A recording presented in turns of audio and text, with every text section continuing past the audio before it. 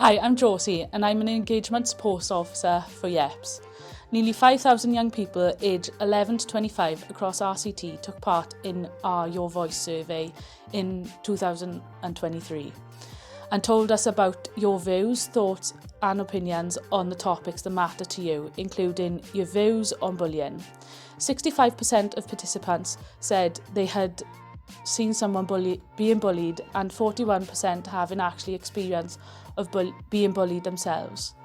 Over half of you said the bullying that happened was related to appearance.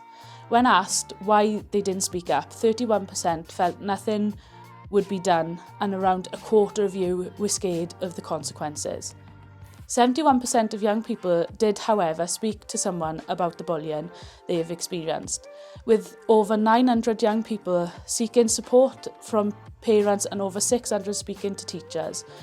Your voice will be used to help RCT Council, YEPS and other organisations to deliver the things that matter to you.